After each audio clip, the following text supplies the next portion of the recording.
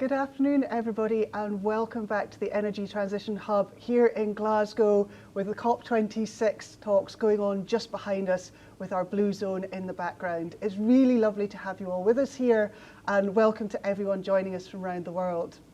So my name is Morag Watson. I am the Director of Policy for Scottish Renewables. We are the industry body for renewable energy in Scotland.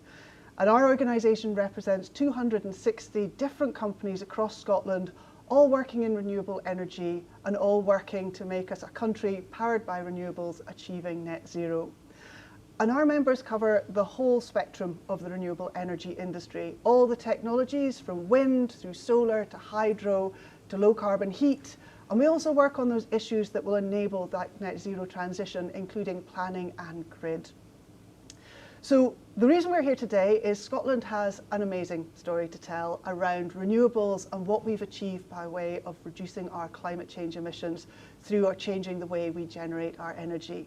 And we're here to share that story with you today and help both share what we can do, but also what Scotland has learned from our energy transition and what we can share with the world as we all try and make that net zero journey together. I'm aware that not all of you will be as familiar with Scotland as those of us here in the panel here. So for those of you in the audience, I'd like to start off by sharing just a few slides and a bit of background about Scotland and where we are on our net zero journey.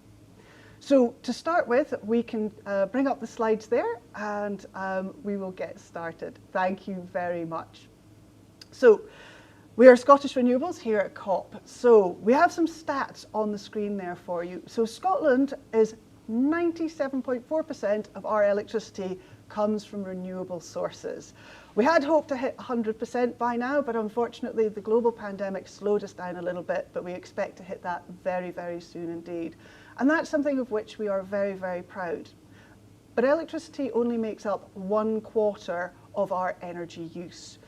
Around about 50% comes from heat and about 25% comes from transport. So those are the two big horizons where we'll be decarbonising next, and we'll pick up on that in our panel today.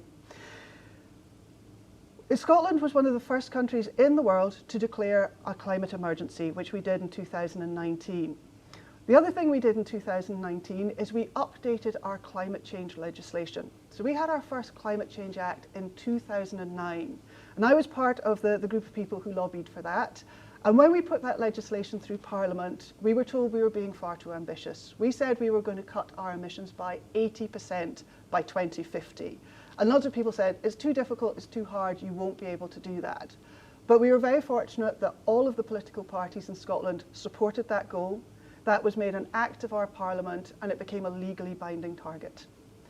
10 years later, when we declared that climate emergency, we updated our Climate Change Act with an even higher ambition. We said that we would be a net zero nation. We would end our contribution to climate change by 2045. Again, one of the most ambitious commitments to climate change in the world, but a challenge that Scotland is ready and willing to try and meet.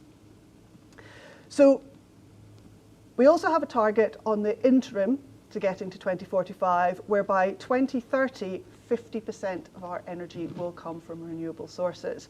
At the moment, it's currently 21%, so we are pushing ahead with that. And as part of that transition, we're also going to end the sale of new petrol and diesel cars by 2030. So that gives you a little bit of a flavour of where we're at. So, there we go.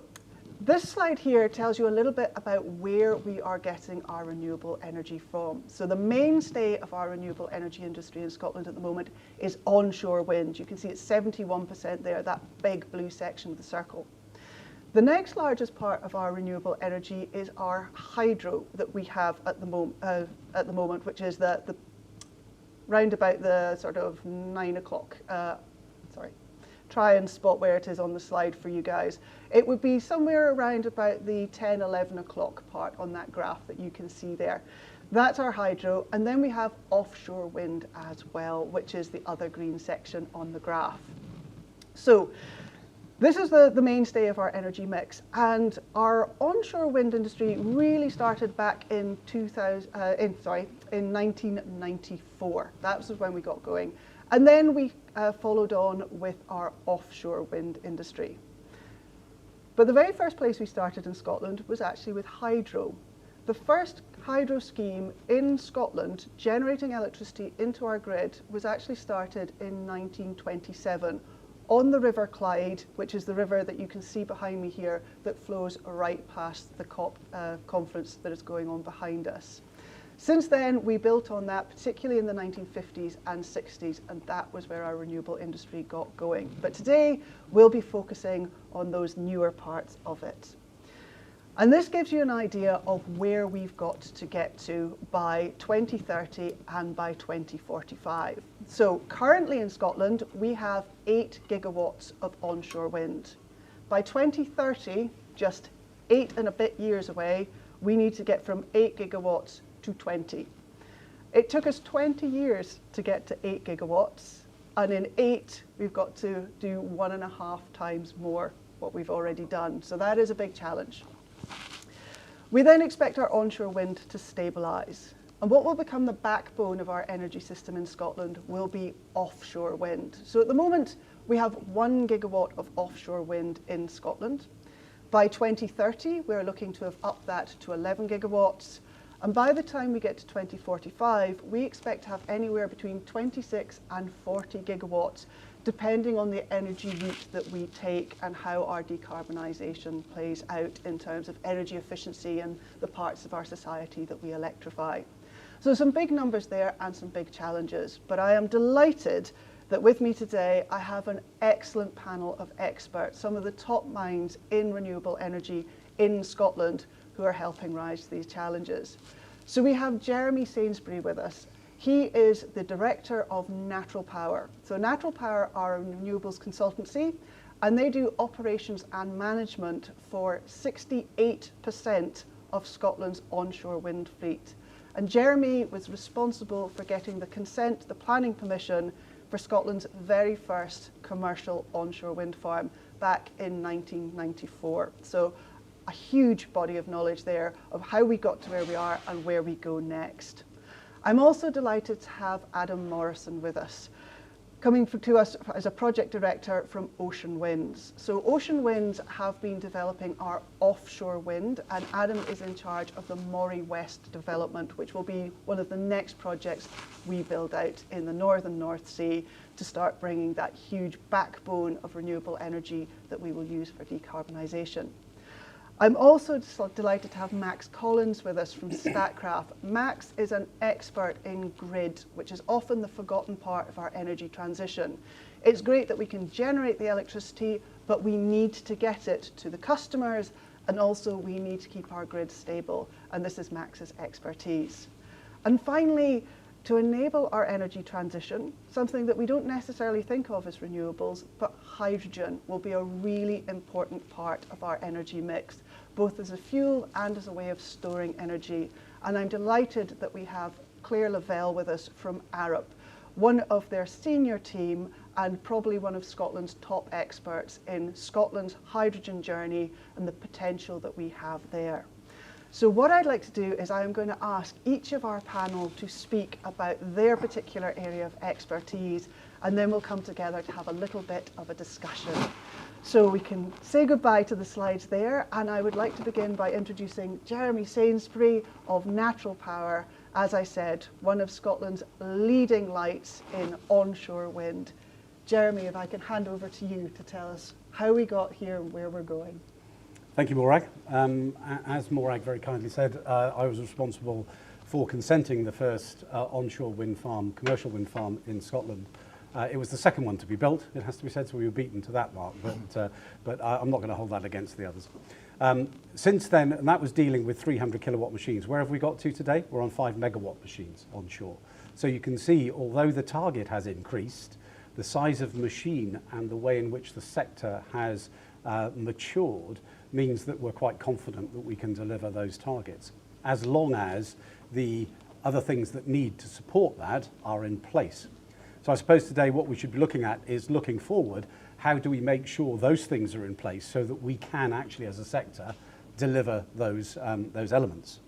And the first thing I would say is actually that we don't want to look at this energy transition as a single technology or in silos.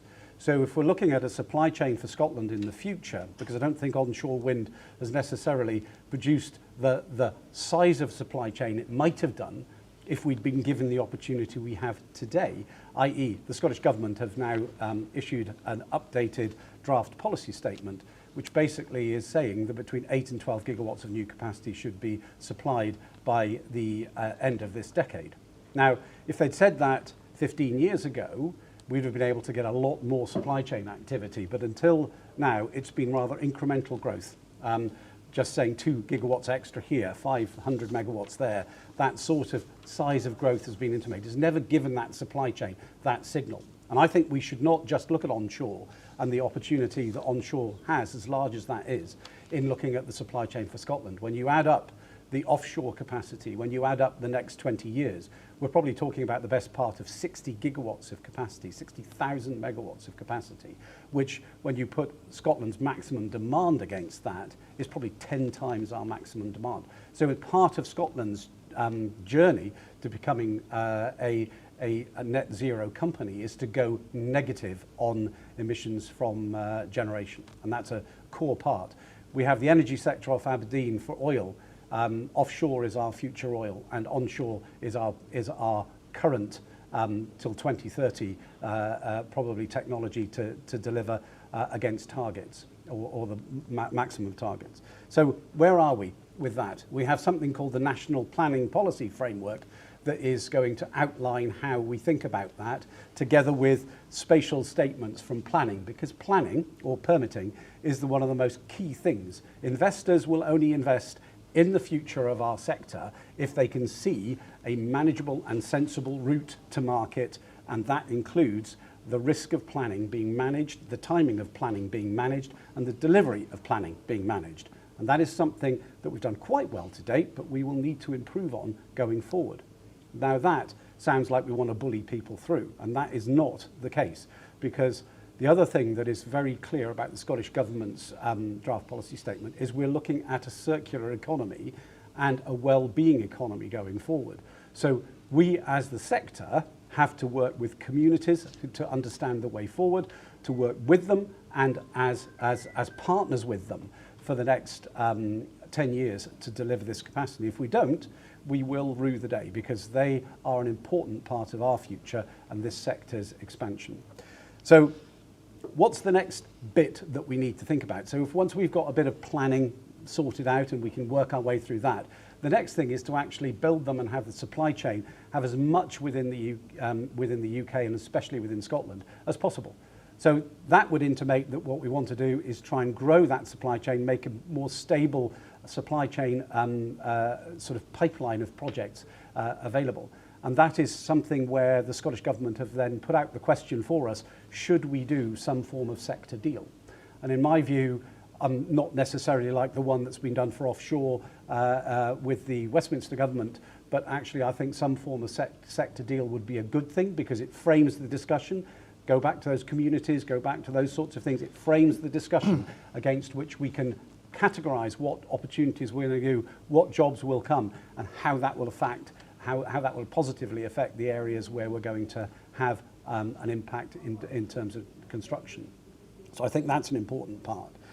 We will need then, once we've got to that point, the supply chain tick, we then need networks. And I'm not going to cut across Max, but what I will say is that planning for networks is really, really important, and the way we enable anticipatory expenditure through our regulatory process to actually identify what are the least regrets investments needed, go out and get those planning consents early, so that when the needs case, i.e. the consents come through, ready to build, then we have the ability to build them, rather than wait 5 years for the planning consent to come along before being able to build them. So this lag is something we can't afford in the 2030 scenario. Then I think we need to look at the opportunity for what other opportunities does this development of wind going forward actually mean for the rest of the Scottish economy. And that's where we need an industrial strategy, where we can actually potentially cluster projects together. Remember, onshore wind is going to be some of the cheapest power you will be able to buy in the United Kingdom. And that should facilitate local jobs and local opportunities for that power to be used cheaply. Claire may well comment on that with hydrogen, and that may be one of those solutions. But also it means you can be more efficient with your grid. It means you don't have to build a megawatt of grid for a megawatt of capacity. So those clusters, the way we think about the organisation of this next stage of development is really important, because that will stand us instead for the next 100 years, not just the next 20, if we get that infrastructure and that right. The other things that we can add to that, if we start to get that volume, is we can start to look at the natural capital. Energy is just one of those natural capitals. So Scotland has a massive opportunity with peat over the next 10 years. The onshore wind sector can help with that peat reclamation, can help with the funding, can help with the equipment and the gear to actually deliver that re-wetting of our peatlands. And that is an opportunity that could reduce 20% of our carbon emissions from Scotland by 2030 if we did all of our available peat. So that's a massive opportunity, and another place where local jobs can be created for the supply chain. Forestry is another one.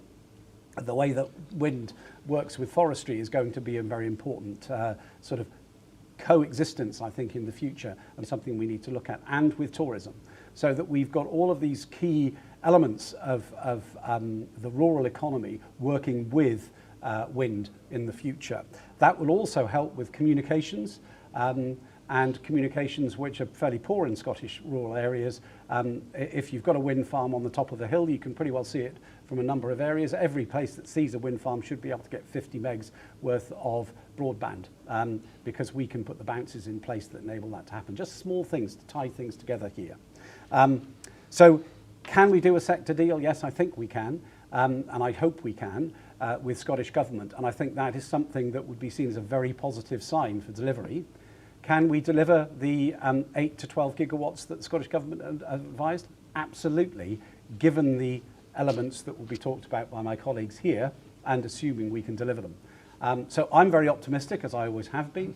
I'm really thrilled to see us reach 8.5 gigawatts. I'm really thrilled to see us be 90% of our electricity from renewables. We are going to push through that ceiling very quickly, and I'm really looking forward to the next 10 years. So, and with that, I will hand back to Morag. Thank you very much, Jeremy. So it's always really great to hear about where we're at with onshore wind, not just that it is currently delivering all those green electrons that we need to power ourselves, but all those other amazing things it could do. It may be that our audience isn't aware that Scotland is one of the least densely populated countries in the whole of Europe, particularly in the north.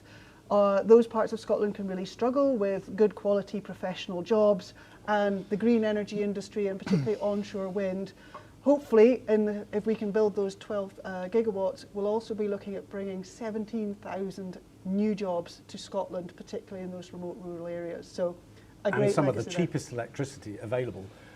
So the route to market of contract for difference will no longer be the only route we will need to use in onshore wind. Which is fantastic. So Yep. Moving now from onshore wind to offshore wind with Adam. So although Scotland hasn't been the place where the majority of offshore wind has been built out in the UK, because that's happened in the southern North Sea, but the southern North Sea had some advantages. It's got a shallower seabed, and the weather conditions are not as extreme. And here we are in the northern North Sea, which colleagues of yours tell me, if you can do offshore wind in the northern North Sea in Scotland, you can do it pretty much anywhere in the world, and you're a man that's going to make that happen. So Adam, if you'd like to share some thoughts on offshore wind. Sure, thanks Morag. There's a question of where to begin really with offshore wind at the moment. There's so much going on in Scotland now. For example, activity that's been triggered by ScotWind. So it's tough to decide where to begin. I think Jeremy has already covered some of the barriers which equally apply to offshore wind. And so what I'll aim to touch on is a couple of kind of key themes around opportunities, I think, that we have. But first, maybe to talk a little bit about the general landscape. I think we can be proud of what we've achieved. 1 gigawatt is a small start, but we can be proud of what we have achieved.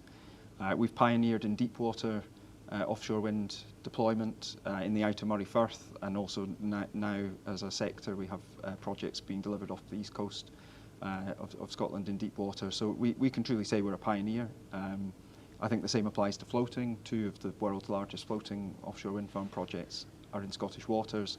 And then it's very clear that the opportunity for further deployment of floating wind at scale through the ScotWind sites and beyond that is there, and the level of interest in ScotWind shows you that opportunity. But we have to reflect on the fact that 1 gigawatt is a small start. We have to get the projects flowing if we want to see the benefits that offshore wind can deliver, and see it play its part in the energy transition that needs to happen in Scotland. And so we need to really focus on barriers now in the coming years to make sure that we accelerate that rate of deployment, and we deliver projects in the gigawatts so we reap the rewards as a country. So going on to the 2 key themes I wanted to pick up. The first is community engagement. I think we benefit from a very strong level of support for our projects. The rural and coastal communities of Scotland get energy infrastructure, and that's partly due to the history of, for example, hydro, which Morag talked about, and our oil and gas sector. The communities that we engage with get energy infrastructure, and there's a recognition of the direct benefits that are seen through local jobs, energy security in our rural communities. And as developers, we really benefit from that when it comes to developing our projects, going through planning processes, acquiring land, etc. We benefit from that recognition, but we can't rest on our laurels there. As our sector grows and we will reach more and more rural and geographically diverse parts of Scotland with the next wave of offshore wind farm projects. So Jeremy mentioned it earlier on in the context of onshore wind, applies equally to offshore. We have to redouble our efforts when it comes to reaching out into those communities. And with that will come an expectation that we will deliver, so we need to deliver. And again, I think the rate of deployment challenge is there for us, because there is an expectation that we're going to deliver for those communities. And I think we also need to work with our wider stakeholders on resource planning for the coming decade, so that the stakeholders that we deal with, for example, in respect to planning and consenting for our projects, are resourced, and that we are resourced so that we can get these projects through at the rate that we need to be getting them through. I'll then move on to supply chain. I think it's natural that when you have a conversation about offshore wind, you have a conversation about supply chain. And the ScotWind opportunity is very, very clear, and ScotWind and beyond. There will be more beyond ScotWind, of course. Adam, can I maybe get you to explain to our audience what ScotWind is, because they maybe aren't familiar with that term. Very true. So ScotWind is a new leasing round that's currently running. So that the last large-scale award of seabed leases was in round 3, which was run as a combined Scotland and England and Wales process. But now Crown Estate Scotland is running a leasing round toward new sites, a combination of fixed bottom and floating offshore wind farm projects. And that process is currently going on and will conclude early next year, and that will trigger the next wave of developments of projects around Scotland's coastline. And so I think the opportunity is very clear. Much has been said about, for example, floating offshore wind farm foundations, where the opportunity for existing and new supply chain is not in question, and much has been said about this recently. So I'll not spend too much more time on that. It's been it's been a very heavy focus of the run up to ScotWind site awards. But I think it's important to go beyond that actually and look at other areas such as ports and harbours. We're already seeing that in ports such as Fraserburgh, Wick, Eyemouth, Buckie recently announced that there's a lasting legacy that offshore wind can deliver in terms of very high quality jobs, long-term facilities in ports such as that. What that can progress towards is having operations hubs. Myself, I have experience of working in Grimsby, where Grimsby developed from a fish dock into a fish dock and an offshore wind hub serving multiple offshore wind farm projects, achieved by the scale of deployment that has been seen in that area. So we have the opportunity to move from these long-term O&M bases, which are fantastic in themselves, to operations and maintenance hubs being delivered to our coastal communities. And then in terms of construction ports, I was reflecting recently on time I spent in Esbjerg in Denmark as the offshore wind sector was starting to develop. And the infrastructure that was developed in Esbjerg occurred as a result of multiple projects happening in parallel, stimulating investment not just in the quayside infrastructure but secondary services businesses that developed off the back of that as an ecosystem. And that's where throughput of projects is essential. Our large construction ports, I think, are already primed to deliver not just one offshore wind farm project at a time, but 4 or 5 of them flowing through and delivering the scale of jobs that we are expected to deliver as a sector, and which we can. And last point that I wanted to make around supply chain was also the cascading impact on energy network investment that our projects have. Our Armour East project, for example, stimulated the construction of 3 onshore substations in the northeast, 1 that we constructed and 2 that SSE Networks constructed. That cascading impact is a very important one, particularly when you consider that onshore transmission infrastructure tends to deliver, by its nature, very local jobs and sustained employment. So I think maybe to look to link with what Max will talk about, being bold in developing our energy networks is crucial. It's a key barrier. You hear it from almost all of the offshore wind farm developers. But we need to not just look at the onshore transmission network in terms of its cost and look at it as a problem. We need to look at it as an opportunity. It delivers jobs, it allows projects to get away, it supports the energy transition, and delivers energy security to our country. So that's where I think we need to be bold, and that will support the deployment aspirations that we have for ScotWind and beyond. Thank you very much, Adam. And it's great that you picked up on that really important part for our industries, both onshore, offshore and renewables, more widely, about the importance of community support for what we do. Yep.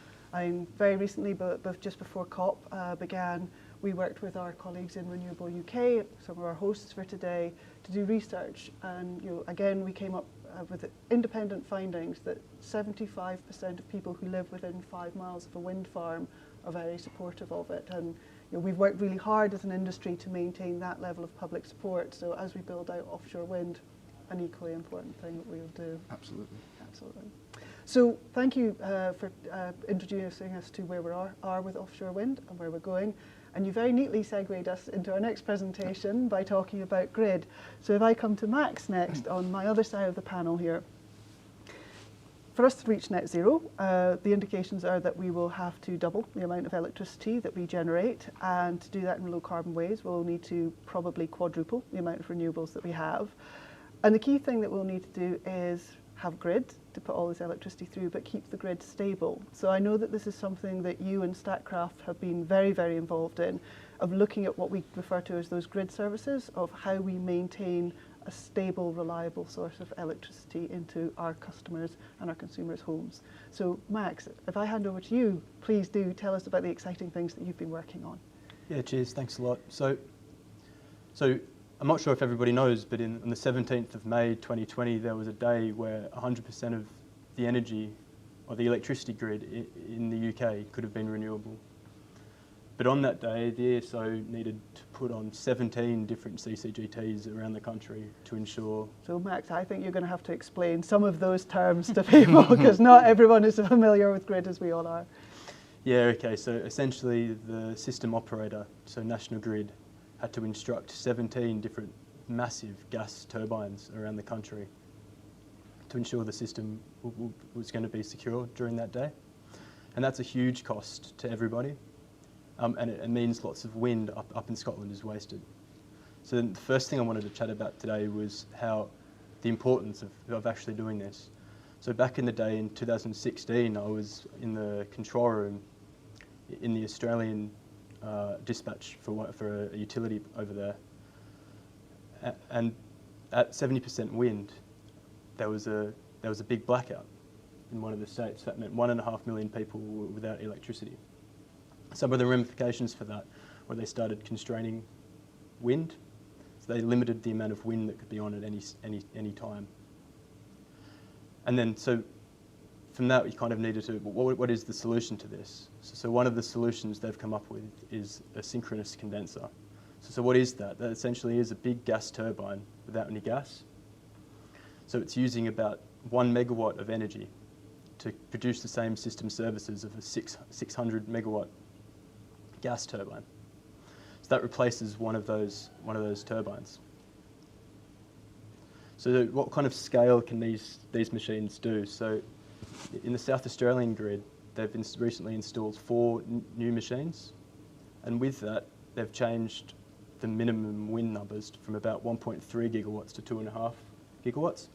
So it's doubled the amount of wind that can be on the system with the same poles and the same wires. So that's really exciting. And the other thing on top of that they did was they reduced the number of must-run gas generators. So that's gas generators running when they don't need to be running, but they're just running for system services. So that they were reduced by about 75% as well. And you've got to note when these machines are running for system services, they're producing high levels of NOx, high levels of SOx. They're running at such low levels where they weren't really designed to be running. So in Scotland, Statkraft has won a tender to build some of these machines, two of them of which are being built in Keith at the moment. And one of the really exciting things with that is how potentially these machines will reduce some of the constraints, so it'll allow more energy to flow to customers. I'm kind of really excited because just last night our first machine spun for the first time. So we're hoping by the end of the year these machines can be going live, and hopefully meaning less stability-related constraints through the network. So then the second technology I kind of wanted to talk about is a technology that isn't poles and wires but can also help increase the capacity of the grid, battery energy storage systems. So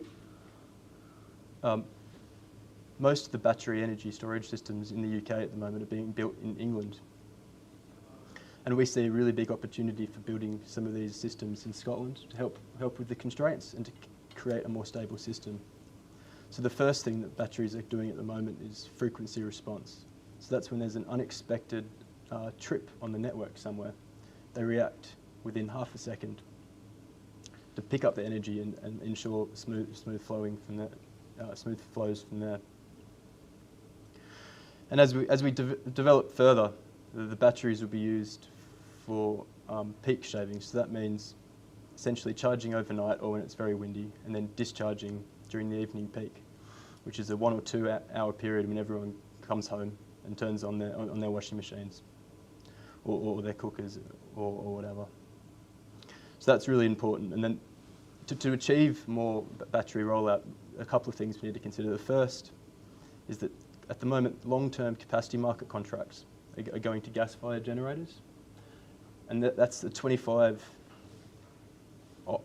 plant that's going to be running it can be running for 25 years. And it'll be running all the way up to 2035, which is the point where the government said that there's not going to be, they were going to be net zero completely for the electricity system. So that's one of the things that needs to change. And the next is planning consents in Scotland for battery energy storage systems. So at the moment, you need to go to the Scottish Government for a system of more than 50 megawatts, when, for example, in Wales it's 350 megawatts, and in England it's kind of unlimited. So that's one of the things that needs to change to ensure that we can increase the amount of wind we have on the system. The next thing that batteries can potentially do, but it is a bit more difficult, is to help with a dunkel flout. So that means it's the German word for a long period of time where it's not sunny and it's not windy. So while we see batteries potentially have a bit of a role here, Statkraft thinks that it would be limited, and what we need there is some kind of clean green hydrogen to really get us through those periods of time. We're kind of looking at investing in a couple of those opportunities around the UK and especially in the Nordics as well. So then finally, I just thought I'd reflect on why we're here and why we need to get to net zero. So during the bushfires in Australia about early 2020, I messaged one of my friends to see how they were going. And they just messaged back and said, I'm okay, but my parents are on the beach sitting on their family photos and they're waiting for the fires to come through. So that's something that we have the ability to stop, and we need to work hard every day to ensure we can do that. Thanks. Thank you, Max. And so interesting to hear about that real cutting edge of our energy transition, of these new technologies that have not been used before, solving issues that we just didn't have in the past as we bring more renewables onto our system. And it's great that you pick up on the systems that you're working on that can respond in half a second to those peaks, and that battery storage that can be dealing with our energy demands over the space of minutes and hours. And interestingly, that you should bring up the blackout in Australia, because on Tuesday we were speaking with Malcolm Turnbull, your ex-Prime Minister from Australia, and on the back of that blackout where they started to build their pumped storage hydro schemes. And again, it's something we can use our hydro schemes here in Scotland to do, which is to store electricity for several days up to a week. But once we get beyond that, particularly Claire, as we come to you, here in Scotland, as people may be able to see out the window there, we're not a particularly warm country. Our biggest energy demand is actually for heating, but the variation in heating demand between summer and winter is huge. And if we electrify that system, we are going to need to be able to do huge amounts of energy storage in the summer and transfer that energy to the winter.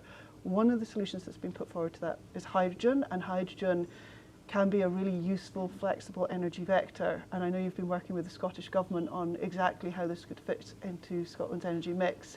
And I believe we also have some slides for you to help illustrate the points that you want to talk to. So Claire, if I hand to you, we'll get the slides up for you there, and you can tell us a bit about our green hydrogen revolution that we are going to have alongside all the renewables. Great. No, thanks Morag for that introduction, and a really sobering anecdote from Max. And I think I just wanted to start with some relatively sobering facts and figures, just looking at the global outlook. So globally, almost 3/4 of our carbon emissions comes from our energy system. So that's our electricity, but also the energy that we use in heat transport industry and our buildings as well. And the majority of that energy system globally comes from fossil fuels, and the transition is incredibly slow. So in the year 2000, about 86% of our energy system was supplied by fossil fuels. By the time that we got to 2019, only 84% was supplied by fossil fuels. So we're turning the dial incredibly slowly and at a rate that isn't compatible with net zero.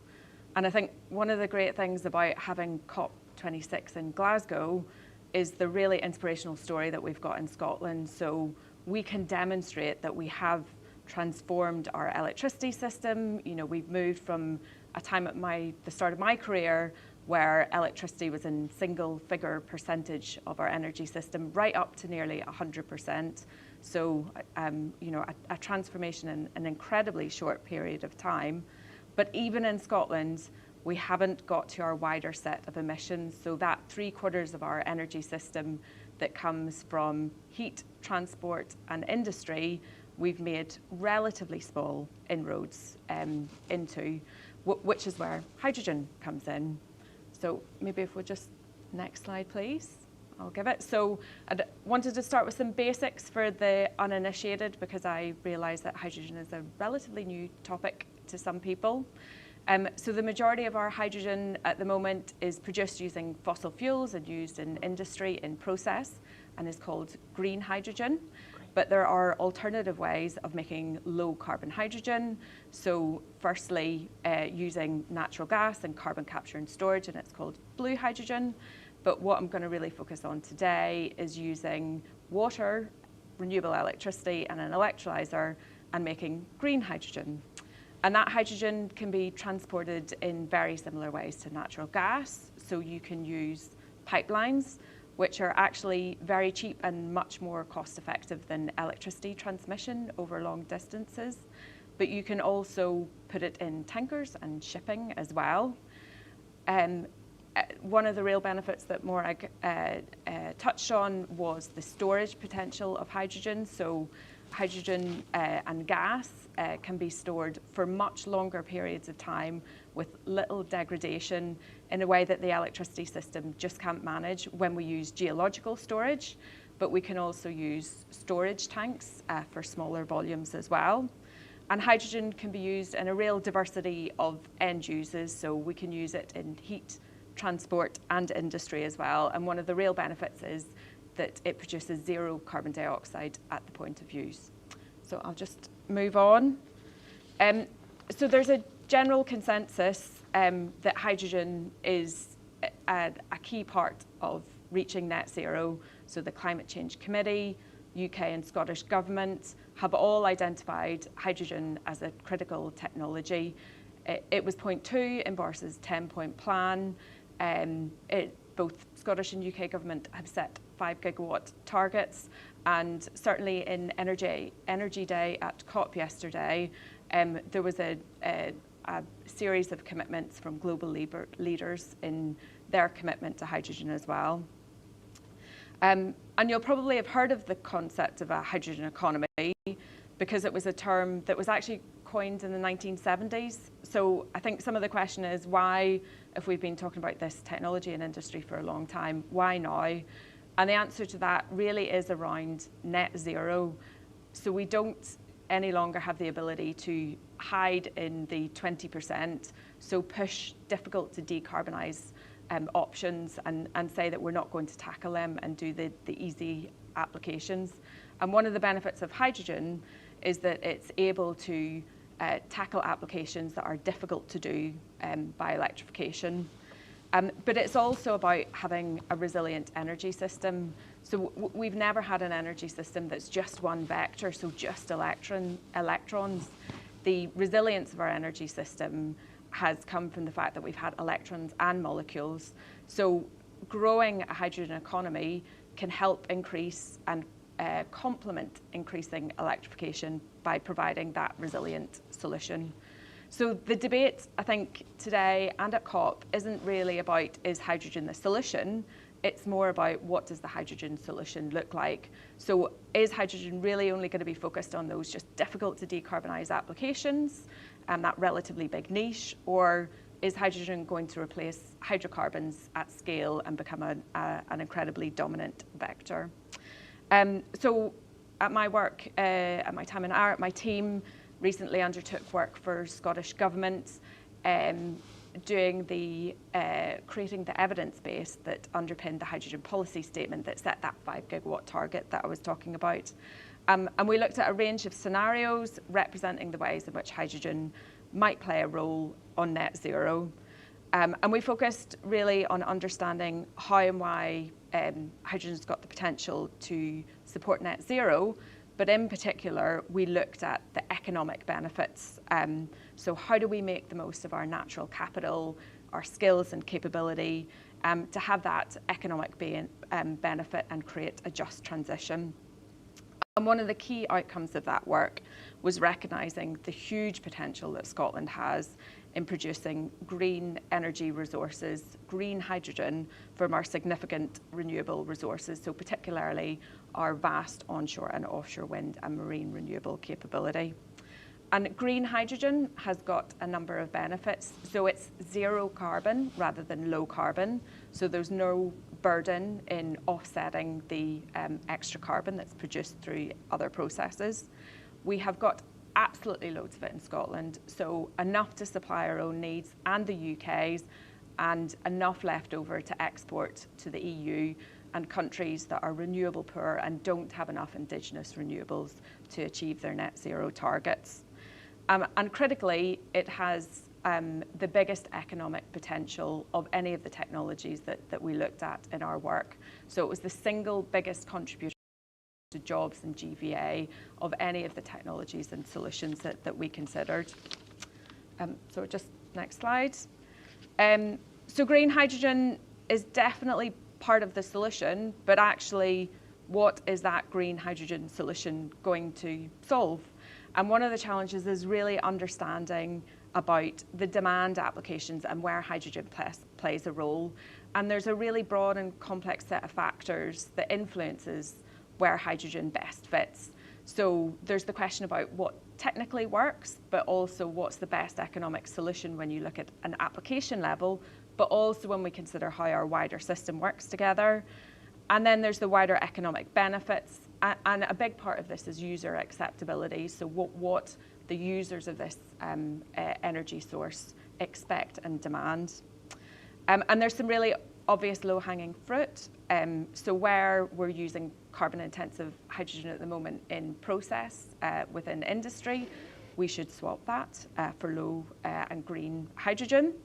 There are also a range of industrial applications that need high-grade heat that electrification struggles to achieve, and hydrogen offers a really good potential there. And there are a number of transport applications like rail, where for some routes the economics of hydrogen looks better than electrification solutions, but also transport applications like heavy goods vehicles and maritime, hydrogen has got some significant potential. So Morag mentioned some of the challenges around interseasonal storage of heating and what challenges that's going to create for our electricity system. So using hydrogen for heating is a really interesting solution because it's going to help tackle that interseasonal storage. But actually we really just need to do a lot better work in terms of whole system planning to understand where hydrogen and electric solutions interact with each other and what's the best overall system fit. There's an incredibly heated and often polarised debate around how we decarbonise our energy system. And I think our industry is often a bit guilty of simplifying the debate and backing silver bullet solutions that will solve all our problems. But actually, what we need is that whole system planning to be able to deliver the right solutions in a way that meets our aggressive net zero 2030 targets as well as our 2045 ones, but delivers that economic benefit. So next slide, Morag. So Scotland isn't alone in recognising the potential of a hydrogen economy in tackling net zero. There are a range of nations globally that have set strong targets, policy and funding framework from hydrogen. So from the EU to Germany and Netherlands, all around the world to Australia, South Korea and Japan. And all of them are chasing the same opportunity. So how is it that we solve our own net zero problem, but we build an indigenous supply chain and we export around the world? And what might be surprising is just how fast growing this nascent industry is. So you can see a map here of a number of projects that we identified when we did work for Scottish Government just a year ago, and it is already horribly out of date because in the intervening period there's been major hydrogen green production projects that have been identified at Whiteley Wind Farm in the Cromarty Firth, and a huge range of announcements around the ScotWind project as well. So Scotland has some world first projects like the H100 Fife project, which is going to demonstrate hydrogen for heating using green hydrogen production. Arup are working with Arcola at the moment, retrofitting Scotland's first hydrogen train, a beautiful example of circular economy as well as we're reusing existing rolling stock. We've got hydrogen buses deployed in Aberdeen. In Orkney, hydrogen is being produced from onshore wind and tidal and supplying maritime demands. It's being considered as a potential for alternative for gas CHP and district heating and to supply the whisky industry. So a huge and booming spectrum of projects that are being brought forward. We've got the right ingredients with the natural resources, the tough targets, supportive policy framework, and indigenous skills and capability to make sure that hydrogen is a key part of our green economic recovery. But we need to move these projects from demonstration to deployment, and that's the real challenge that we've got for the next decade. Thank you very much, Claire. And again, just bringing in that strange place that hydrogen sits, where it's a technology that we have known about for, well, since at least the Victorian times when they first started experimenting with it in energy, and the 1970s when the term was coined. And now we're only just starting to see it really coming to the fore. So it goes from being both a very well-known thing to, again, being at that real cutting edge of our energy transition. So thank you to all of my panel for those great introductions to all these different elements of our energy transition. Now, it's a Friday here in Glasgow. It's the first Friday of COP, and I am very strongly aware that up in town behind us, there is a Fridays for the Future march going on. Our young people have come together to express their anger about the lack of action that we've been taking on climate change and how slowly everything is moving forward. And from Max's heartbreaking story about sitting on the beach with your family photos because of what climate change is doing to our planet, we've all worked on it for a very long time, but we have to be honest with ourselves. We haven't gone fast enough. We haven't done enough. No matter how hard we have worked on this, the pace has been too slow. So in terms of where we go next, Claire, I remember a conversation that you and I had where you said at the start of your career, they were talking about putting 10 to 30% renewables onto the system, as I remember, and you were told, don't be ridiculous, it will cause the entire grid to collapse, but that didn't happen. So I'm really interested to hear from all of our panel about how you're seeing the pace picking up and what your thoughts are on how we just keep that acceleration going. So Claire, if I perhaps start with you, given that that was your comment that triggered off that question, how do we deliver progress at the speed that our young people need us to do? Yeah, absolutely. And I started at the start of my career, and I was told that scientifically we could never have more than 20% renewables in our electricity system or the whole grid would fall over and it wouldn't work. And yeah, incredibly quickly that we've absolutely transformed our energy system. And to me, I think that gives a lot of confidence. In 2 decades, we've managed to completely transform an energy system. So actually, I think it gives us a lot of confidence that we can make the changes for the next stage. I think always the challenge is what's the right decision. And I think, Claire Mack spoke at a dinner last night, and her point was that I think there are no bad decisions. So indecision is the wrong decision. And actually, we've got to work out how we turn our targets into plans. We've got to actually make some concrete decisions and get on with building the offshore wind that we need, get on with building the green hydrogen production facilities, and actually turn policy into action, I think is critical. Yeah. And this is definitely a theme that I've been hearing throughout COP, that the days of either or are gone. When we were asking ourselves, are we doing this or this or this? And we're at the stage of and. We're doing onshore and offshore and hydrogen and grid services and solar and anything else that we can bring to the table. So would any of the rest of the panel like to come in on this topic of speed and how we accelerate what we're doing? Yeah, I think I'll maybe take the opportunity just to repeat the point earlier around energy networks. I think there's a specific example there of the need for us to move at pace. Here we're not talking about an area where there's any technology readiness issue. We have the solutions, but there's a real risk. There's the much talked about chicken and egg situation we have with generation and the networks, and we need to get ourselves out of that cycle that we're stuck in and invest in our energy networks. Indecision risk is definitely there, because I think there's recognition that we need to think about it differently, and that, for example, anticipatory investment is going to be needed at very large scale. That recognition exists. My worry is how long it takes us to turn that from recognition into action and deployment of networks at scale, so that we can connect renewable generation at scale, and then start to build the really big infrastructure connections between green electrons and hydrogen that Claire's been talking about. Great. Jeremy, would you like to come in on this one as well? Yep. I would say that certainly over the lifetime that I've seen, we've sometimes let perfect be the enemy of good, and I think we should just, as we've said, get on with it. We don't, Greta's blah, blah, blah is over. We need to sort of deliver the stuff.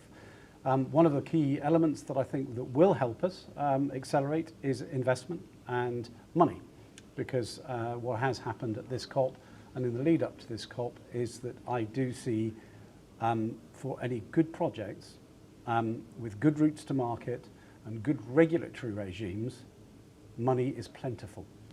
And therefore, if we create those three things, a reliable system for delivering projects in terms of the permitting of those projects, a reliable system that makes least regrets investments and gets planning permissions for the networks that are needed for these to hang off, and I include gas in that as well as electricity, and then the network that produces that route to market, that very clear signal for consumers and for industry to actually say we are ditching gas and we are going to renewables, and that actually means that people stop trying to find the excuses to keep gas in the market, which has been the arguments leading up to COP, and we've seen watering down of COP targets by the usual suspects saying, let's just live with gas till 2040, shall we? And let's just, everything will be all right until then. We don't really need to do anything.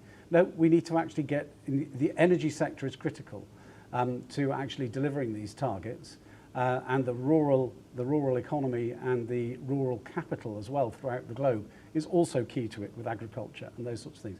It's these two working together that will work. So investment is critical, and I see a lot of that available if we get the regulatory and market frameworks correct. And those are the things that we must make sure we deliver on, and then we can build them.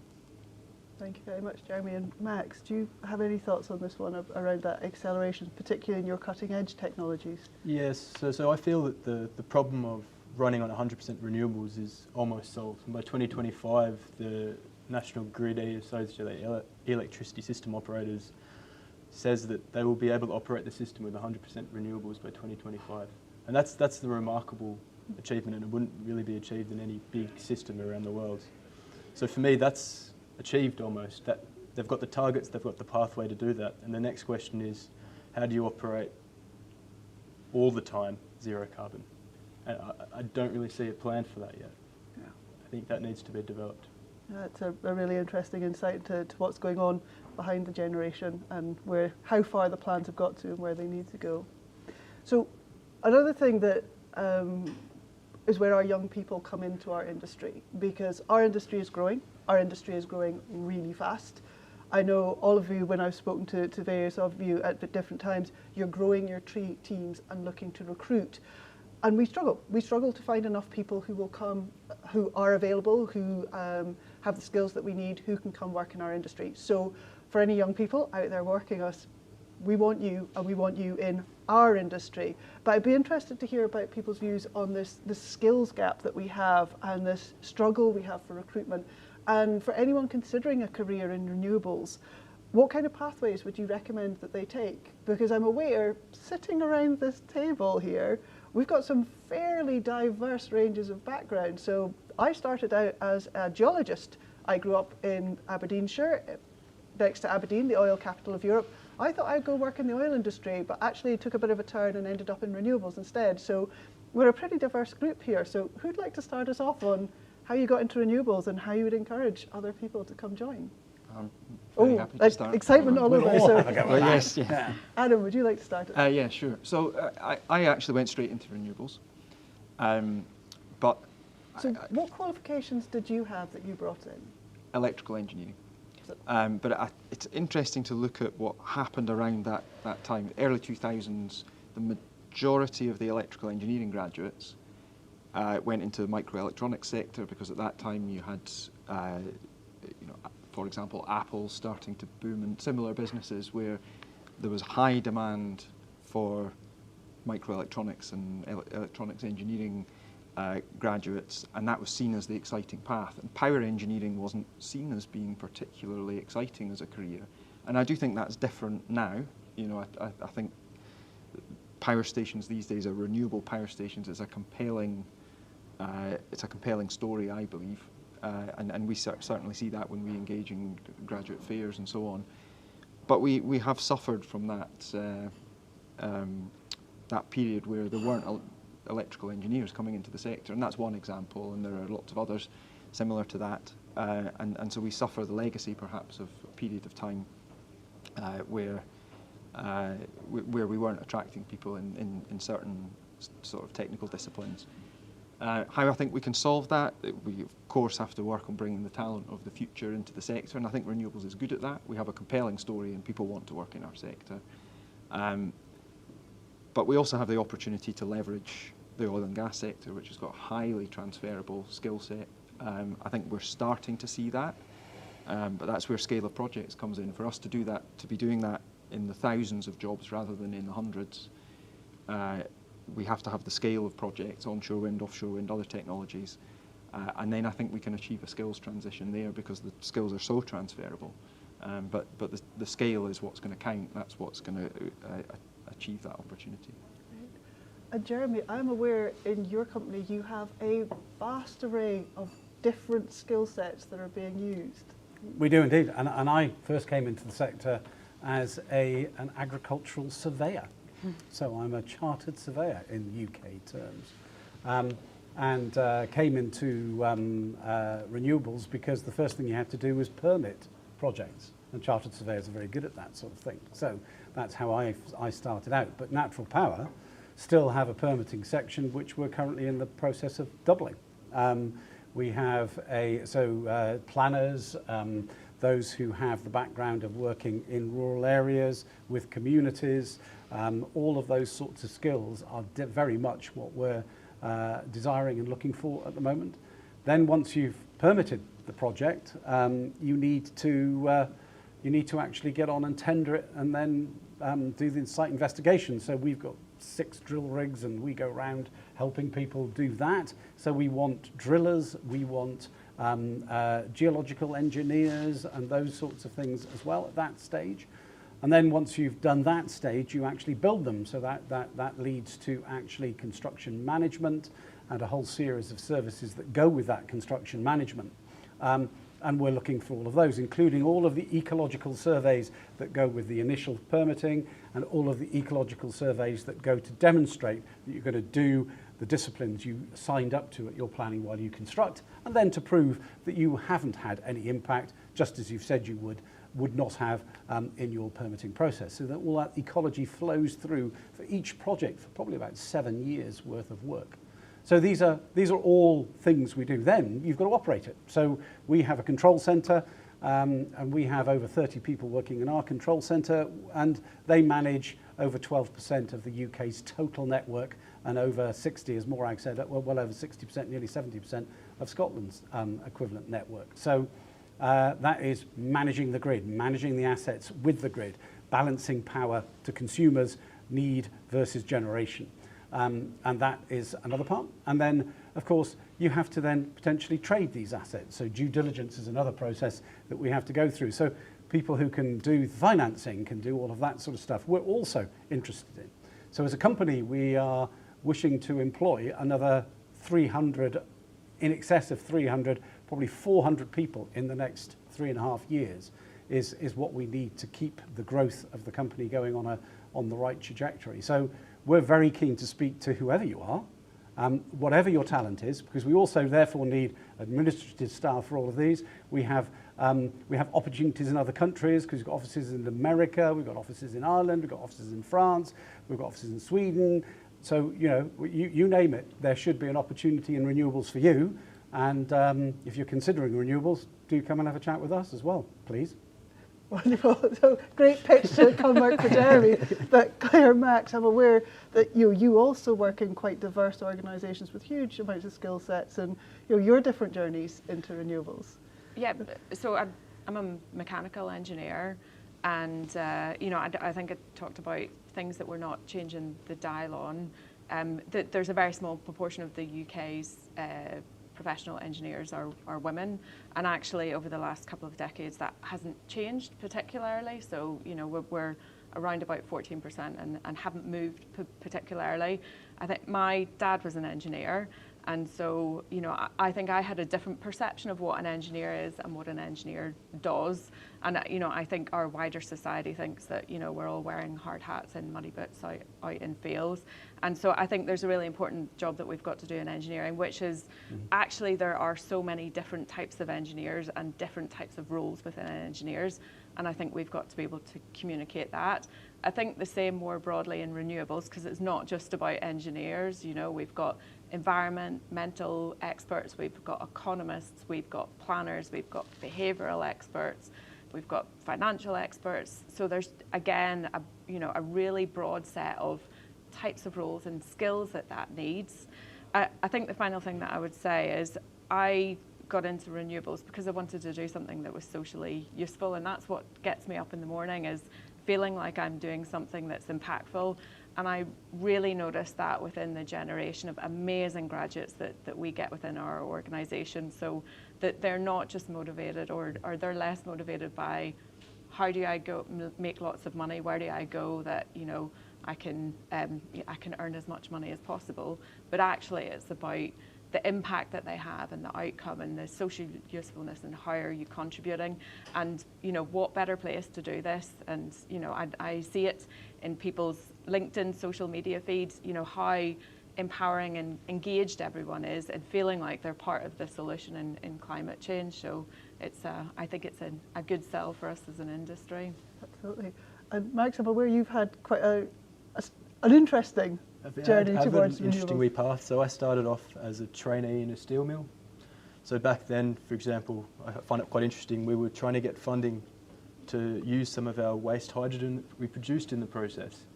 And because there was so much uncertainty around the process and you weren't really sure if the steel industry was going to survive, you couldn't get funding to generate from the hydrogen we produced. So I think it's very important to work somewhere where it's on the right trajectory, where there's lots of money coming into it. There's certainty associated with the sector as well because of all the targets that have been through. So it's a much more exciting place to work where you know that the industry's growing. It's growing at a really fast pace and you're doing something that's really good for the planet. That's definitely one of the selling points that we find for our organisations. And I know that we have talked quite a lot about graduates, both from universities and colleges, but also we have a big sector of apprenticeships. So we know that university and college is not for everyone, it's not the right route, but there are other routes in. And as I look around Scottish Renewables, for example, and think about the skill set that we have people with backgrounds in politics, we've got an ex-journalist, we've got a retired teacher, we've got an ex-librarian, we had somebody who had a degree in chemistry, we have people who come from sociology backgrounds. So we've got a real mix of skills. So anyone who's sitting there thinking, you have to be an engineer, but engineering is a great thing to be, or I have to be this, or I have to be that to be able to get into the industry, that's really not true. There's such a diversity of jobs within our industry of all the different skill sets that we need. There really is a place for everyone. Yeah, and I mean, I missed out our advanced performance engineering team, our analytics team, and all these other folk that are also part of getting the job done. And so, really, genuinely, as Morag says, if you want to join this climate evolution rather than revolution, it's actually got a place for absolutely everybody. And as long as you're committed to the process. The flexibility is what our young workforce is being taught, and we can actually very quickly take the right material in terms of enthusiasm, intelligence and will to get on and enable you within this sector. And we haven't even touched on all the technology, the drone pilots, all the people doing the apps and all of that analytics. Site management, I mean, operations and maintenance. Huge amounts of stuff. But I'm interested to move us on because we've already touched on this slightly, Jeremy, with what you were saying. So far we've talked a lot about Scotland and what we're doing here. But one of the key things that we wanted to get across in this section is Scotland has done a lot, but we also have a lot that we can offer to the world. And Jeremy, you've already told us about the countries that you're beginning to work in, and I'm aware that we're all involved in quite international organisations. So I think it'd be really interesting to hear some of the skills, the learning, the technology that we've been taking from our country and sharing around the world to help with others with decarbonisation. So I'll perhaps maybe start on this side because I'm aware Claire particularly, Arup is a multinational corporation working all over the world. Yeah, and absolutely, and I think a good starting point is policy. So, you know, I think each nation alone solving their decarbonisation challenge isn't going to work, and actually a lot of the work that we're doing with governments now around net zero is, how do you move the next stage? How do you focus on heat and transport decarbonisation? And we're right, we're at the end of our electrification decarbonisation journey. We're at the start of our wider energy system decarbonisation journey. And, that knowledge sharing of what policies are being implemented, what are we learning from them, how effective are they being, that's got to be done at a global level, because actually we've got to all move forward really quickly. I think we've got the challenge and the benefit in Scotland of going first. So, that's great. It creates opportunities, economic opportunities, but it also means that you have to make much more difficult decisions. But we're really benefiting. We're doing work with the Australian government at the moment in their hydrogen policy, which is sharing lessons learned from the work that we've done with Scottish Government. And I think that's moving us forward into a really positive place. Great. So, yeah, lessons learned from around the world. And Max, you've brought your skills from the other side of the world here to Scotland and to the UK. So, in terms of the international picture, how have you experienced that and that sharing of learning around the world? Yeah, it's sometimes really interesting how two different countries or two different regions can have the same problem and almost the opposite solution. So it is kind of an interesting thing to kind of observe when you're looking at these things. But there's always the histories of all the markets you're involved in and the culture and how everything was built before. So there's kind of quite a lot to look at. Like Statkraft is it's the leading renewable company in Europe. It's the biggest renewable company in Europe. And we're kind of really looking to grow through Europe, through wind and solar projects, through green hydrogen projects, through a whole number of different things across Europe and then throughout the world as well. So it's really exciting to be a part of. Great stuff. And if I come over this side, Jeremy, we were having a conversation before we started our session about you're working in Chile and the work that you've been doing there around wind regimes and how you're transferring that knowledge backwards and forwards. Yeah, and I think that would be certainly one of the things we've learned from natural power. We take things we do here well, and then we take those to other countries, but we learn what they do well and bring them back here as well. It's a mutually beneficial process. So in Chile, they have some very peculiar wind regimes, and we do a lot of wind analytical work. And if you're going to produce things that banks will rely on for those investors we talked about earlier, that reliance on that, the way we forecast that data and that future response to any particular wind regime is critical to that investment pathway. So Chile has a number of thermally driven, we have a very maritime sort of climate here, and it's driven by the jet stream and a number of other things. But you get thermally driven things, you get particular winds in different parts of the world. You have different aspects of, sometimes turbines can be best at the highest place on a hill. Sometimes they're best in the valley. Go to Altamont Pass in America. So learning all of these things is really, really important to getting the technology right and the most production at each part of the process. But likewise with the grid we talked about earlier, some of the things California are doing with their grid are things we can learn from here. And the ways in which, for example, we talked about another good thing to look at is within the developing world where a lot of capital is going to be invested. We certainly hope if the 100 billion promises are kept by countries. There's an opportunity here, just like they jumped from not having any form of phone network to going straight to mobile phone networks. There's no reason why we're seeing, we're seeing that you can create lots of small grids. You don't need a big transmission system. Create a small grid for the community. Run it off the renewables. Have a battery there. This is a way to get things going and moving in these areas and enable these people much more quickly than we would do if we sit there waiting for central organisations to mess it up. Then we'll link it up later. It's no problem. So all of these things, one thing I think is fantastic about renewable energy globally is the fact that it depoliticizes energy because most countries have a good source of renewables somewhere or another. So it's just from our perspective, every country we go to, we obviously produce things like our advanced performance engineering stuff we learn from our control centre, construction methodologies that we've used and translate well. Permitting is generally something that is very localised for each region and each country, but every single occasion we learn from them and they learn from us, and it's a very, very good relationship. Adam, I'm aware that offshore wind is a really globalised industry and all sorts of interesting things happening around the world, so I'm sure you're very involved in that sort of international collaboration and sharing. Yeah, absolutely. You know, we see other markets globally which we're involved in, really starting to get onto the onshore wind bandwagon as it's been seen to deliver in the UK.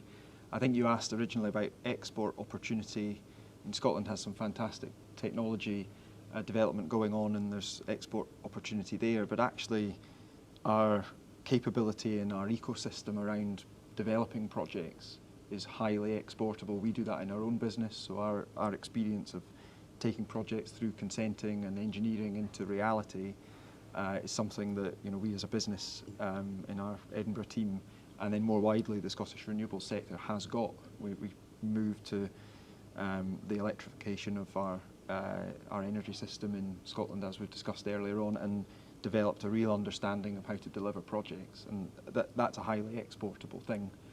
As I say, we've got now other markets really looking to move quickly and deploy quickly, and they can look to Scotland to access that type of knowledge as to how to do that. Great. So I'm aware that our session is wearing on, and we're getting towards the close here. So I'm just interested to open the floor a little bit more to you about anything that you think it's important for us to share about what's happening in Scotland, what's going on, that we haven't touched on already. So just to look to my panel, is there anything that you would want to say about what's going on, about what could happen, about what we can share to the rest of the world? Who'd like to step into that challenge first? Jeremy, I can see you taking a deep breath. Well, I'd be here for the rest of the day with my enthusiasm and the amount of stuff that I would love to talk about from a Scottish perspective.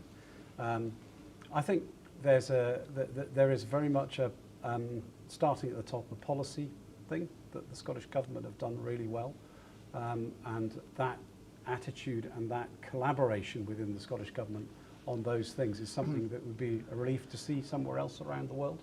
You know, we see increasingly governments around the world becoming more and more polarised about these things.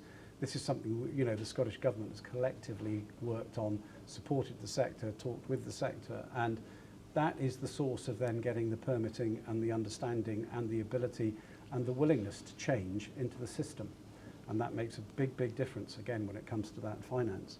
The UK is always the centre of finance in terms of most things. The innovation we need to go to more merchant plant without relying on government subsidies and contracts for difference and these sorts of things is also something that is really important for us to transition through to. As companies understand they need to do more, so they will contract with us more. Gas has always been the price maker in the UK market in my lifetime. Coal used to be at the very beginning, then gas took over. Now it's time for renewables in the next decade to take over as the price maker. That will stop issues like the energy problem and spikes we've got at the moment happening in the future for consumers. And that's the consumer journey is a really, really important journey. That's what we have to get right in the next 10 years. Communities and consumers need to realise renewables are the future and they don't mean compromise. And I would really like to get that message across really strongly to everybody who's listening. Thank you very much. Anyone else would like to come in? Claire? Yeah, I mean, I think I was going to build on Jeremy's point about not forgetting about the consumers, and actually we've done an amazing job in decarbonising our energy system, but you know, what comes through people's plugs at the end of the day is the same, and they haven't seen that transition. And you know, our journey to net zero means that people are going to have to make different choices in the types of transportation that they're using.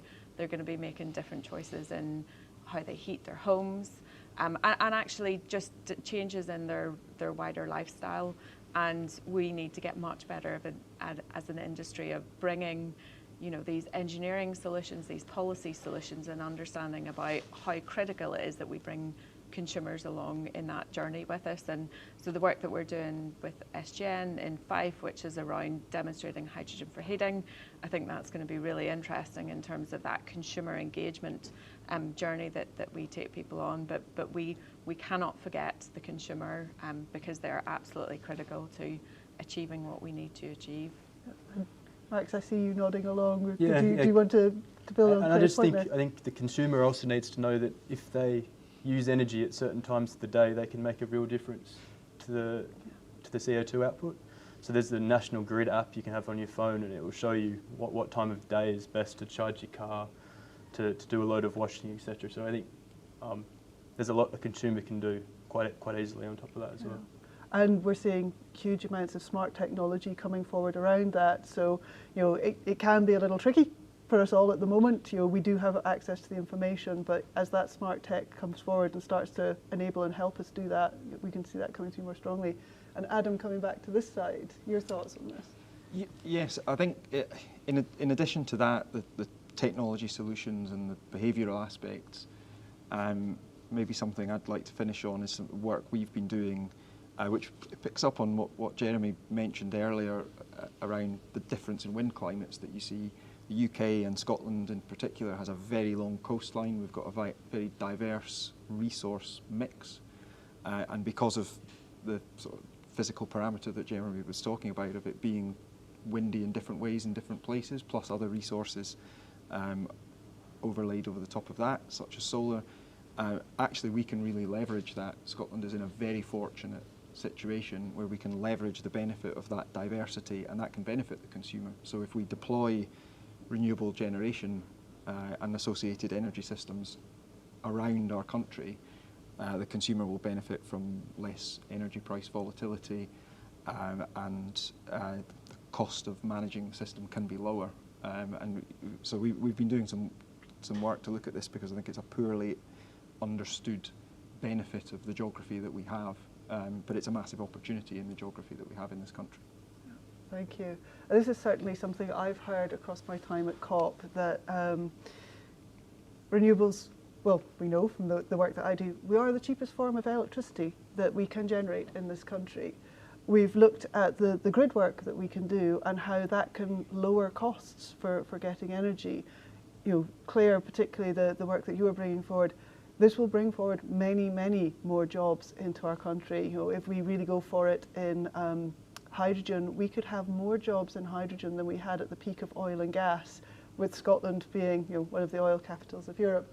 And as we've seen, we have jobs that we would like people to fill. So it definitely seems like everything is aligned. We have brought together all the things that we need to bring together to do this, but still not fast enough. We still find ourselves taking too long to decide things, too long for plans to come forward.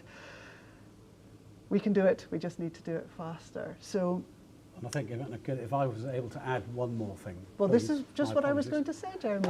One more thought from everyone. I was actually going to say that because I think where we in the UK need to accelerate is we need to have a proper coordinated vision across all of the silos, in terms of the natural silos we see in policy, in energy policy, in agricultural policy, in all the other different policy areas, transport policy, to bring those together to actually have what does good look like in 2050. And then regulators need to pick up on that and start to drive down that road, and not take any decisions that go off on side shoots that we'll then have to reverse out of later because they haven't got the vision of where we're going correct.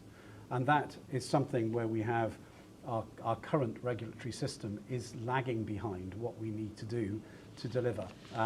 And certainly there's a future system operator that's being talked about to look at the future of the gas network and the electricity network. We're back to networks. And that is a really, really important part of where we need to move in the UK. And that's going to be the same across the globe, because as renewables expand, and as we go from a system that was fundamentally designed for oil and gas and for very large generators on huge transmission networks, the way we're changing that with renewables, the way the dynamics work, means we have to change those systems. We have to change the regulatory backgrounds which were suited to those systems. And it's not, and it's that transition we have to make sure regulators have got. They need to take that brave move of jumping from where they are today to where we need to be in the future. And that transition is a very dangerous one for them over the next 10 years. They need support from us, they need support from government, and they need support from consumers to do it. But at the moment, they're being a little slow. Would anybody else like to put in a last thought as we come to end here? Maybe just to extend that point, you know, we're very aware, particularly with the very large capital projects that we deliver, it does place a burden on stakeholders such as consenting authorities, local and national government, the regulator. You know, we need their time, and so I think the point I mentioned earlier around working with those bodies, the developers working with those bodies, so that we know what resource we're going to need, both in our team and in theirs, in order to accelerate the rate of deployment. I think that's really important. Collaboration with them, so that we don't face bottlenecks in either direction. Great. Any final thoughts from this side? Yeah, I think maybe two for me.